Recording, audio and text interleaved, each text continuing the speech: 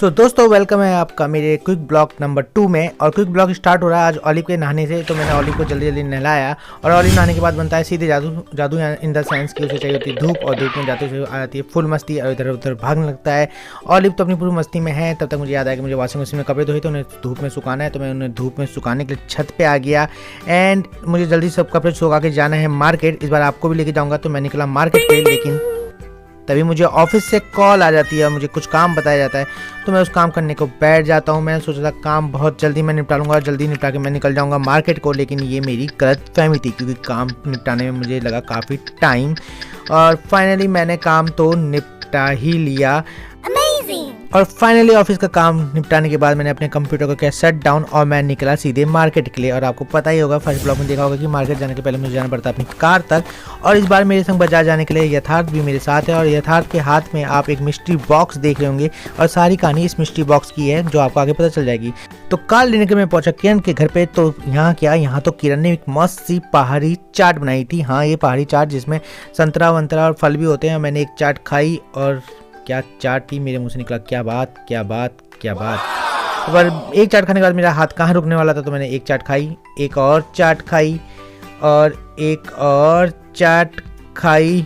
और चाट खाने के चक्कर में मुझे याद आया कि ओह मैं तो देर हो गया, मुझे तो अपनी कार पे जाना था। तो मैं सडनली अपनी कार पे पहुंचता हूँ और यहाँ पे मेरे संग होता है एक और काम कि मुझे हमें ज्वाइन करता है यहाँ पे आयुष्मान। तो आयुष्मान को भी कुछ काम था तो आयुष्मान ने भी हमें ज्वाइन कर लिया। और अब मैं, यथार्थ और आयुष्मान तीनों निकले बाजार के लिए। हम बाजार तो पहुंच गए पर यहाँ पे सोच रहे थे कि पार्किंग कहाँ लगाएं। तभी मुझे एक जगह दिखी जहाँ मैं पार्किंग कर सकता था। तो मैंने गाड़ी को वहाँ पार्क किया और अब हम निकले शॉप के लिए जिस मिस्ट्री बॉक्स की शॉप थी।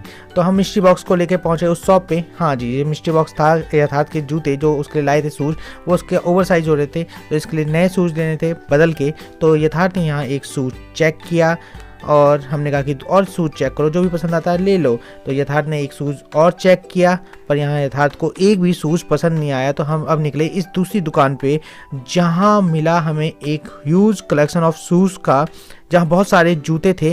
पर हमें अभी ये नहीं मालूम कि यथार्थ को इन जूतों में से भी कोई जूता पसंद आएगा या नहीं आएगा, या हमें आगे कोई और शॉप में जाना पड़ेगा। तो हम सोच ही रहे थे कि क्या होगा क्या नहीं होगा। मैं और यथार्थ बैठ के यहाँ पे इंतजार करते कि कोई हमें जूते दिखाए। तभी हमें जूते दिखाए गए और यथार्थ ने उन्हें पहनना शुरू किया। यथार्थ एक एक करके जूते पहन ही रहा था कि तभी हमें दुकानदार ने दिखाया एक मैजिकल जूता जो रंग बदलता है। ओह, तो हमने इसे बाहर आके देखा और रियली यार ये जूता कलर बदलता है। ये अंदर पूरा व्हाइट था और बाहर निकलते ये ब्लू, पर्पल और कुछ कुछ पिंकी से रेडिश कलर में। दुकानदार ने कहा था कि पूरा रेड हो जाएगा, ऐसा कलर हुआ। हम तो कलर देख के मजे ले रहे थे। तभी यहाँ यथार्थ कंफ्यूजन में चला था कि वो कौन सा जूता ले। और यथार्थ अपने कंफ्यूजन को दूर नहीं कर पा रहा था, लेकिन यथार्थ ने फिर भी एक जूता सेलेक्ट कर लिया था। मैंने दुकानदार से थोड़ी बार्गेनिंग करी और यहाँ दुकानदार से बार्गेनिंग करने के बाद जो भी हमारा हिसाब बना तो दुकानदार ने बिल काटा और वो हम पे चिपकाया। और जूता हमें कितने का पड़ा है वो आप देख ही लो स्क्रीन पे। और ये शॉप है कोटद्वार में। यहाँ से हमने शूज़ लिया। शूज़ औसम था लेकिन थोड़ा कॉस्टली लगा। और यहाँ से यथार्थ और आयुष्मान चले।